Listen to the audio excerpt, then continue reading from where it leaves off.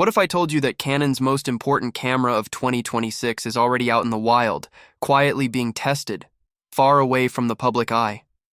This is not just another small update. This could be the APS-C camera that dominates the market this year.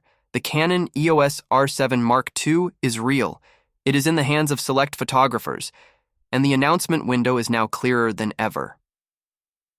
For months, there have been whispers, small clues, tiny leaks. But now we can say with almost complete confidence that the Canon EOS R7 Mark II will be announced in Q2 of 2026. That means late May or early June. Everything lines up with Canon's typical product cycle, and while predicting exact release dates has never been perfect, all current signals point strongly in that direction. What makes this even more exciting is that the camera is already being tested in the real world. It has been spotted in Milan, not at major public events, not in the hands of dozens of creators, but with a very limited group. That tells us something important. Canon is in the final stages. This is not an early prototype anymore. This is close to launch. Now let's talk about why this camera matters so much. The original Canon EOS R7 was a huge success. It offered strong performance, fast autofocus, excellent burst speed, and serious value for wildlife and sports photographers. It became a favorite among enthusiasts who wanted reach and speed without paying full-frame prices. But the Mark II version looks ready to push things further. From what has been seen so far, the R7 Mark II looks different from the original model. The body appears more robust, stronger, more refined. While exact dimensions are still unclear, the design seems closer to the Canon EOS R6 Mark II series rather than the original R7 styling. That is a big shift. For a long time, many believed the next 7 series would move closer to the 5 series design language, but aligning it with the R6 makes more practical sense. There is no top LCD screen on top of the body. That detail alone tells us Canon is focusing on a clean, performance-driven layout rather than a hybrid pro studio design. The grip reportedly looks deeper. The structure appears tougher. This could be Canon refining the R7 into a serious, action-focused machine. Another important confirmation is battery compatibility.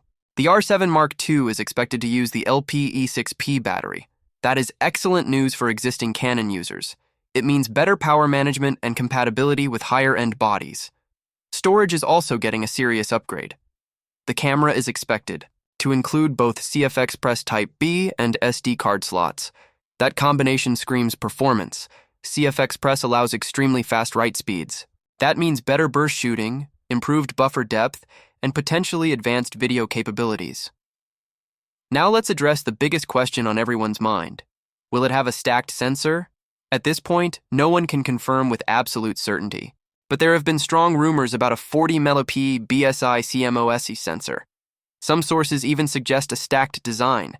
If that turns out to be true, this could completely change the APS-C market. A 40-megapixel stacked BSI sensor would mean faster readout, speeds, reduced rolling shutter, and potentially insane burst rates. But here is something important to understand. Canon does not always follow trends just because the internet expects it. Canon builds cameras based on long-term strategy. The majority of 7 series buyers care about reliability, autofocus, and real-world performance, not just buzzwords. So, whether it is stacked or not, Canon will make sure the performance delivers. And if it truly is a 40-megapixel BSI sensor, that positions the R7 Mark II as the flagship APS-C body in Canon's lineup. High resolution plus speed is a powerful combination. Wildlife photographers would gain extra reach. Sports shooters would benefit from crop factor and burst performance. Bird photographers would absolutely love it. Let's also talk about pricing, because this is where things get very interesting. Current rumors suggest a body-only price of around $1,790. That puts it very close to the original R7 launch price. If that holds true, Canon is being aggressive. Kits with RFS lenses may land between $199.99 and $2,099. That keeps the camera comfortably below full-frame options like the Canon EOS R6 Mark III, which is expected to sit around $2,499. This pricing strategy matters. It means Canon is positioning the R7 Mark II as an affordable professional APS-C camera, not entry-level, not basic, but serious, capable, and accessible. What about other APS-C models? There is currently no solid information about successors to cameras like the Canon EOS R10 or the Canon EOS R100. Both of those models continue to sell extremely well across global markets. They target beginners and casual creators. They do not usually go through heavy pro testing cycles like the R7 series. That is why the R7 Mark II stands out. It is the performance APS-C body. It is the camera that enthusiasts and semi-professionals watch closely. And based on everything we know so far, Canon understands how important this release is, let's be honest. Selling lots of cameras matters. Businesses survive on volume. And the R7 series hits a sweet spot between affordability and professional features. If Canon gets the sensor right, improves ergonomics, enhances burst performance, and keeps the price competitive, this camera could sell in massive numbers. But here's the bigger picture.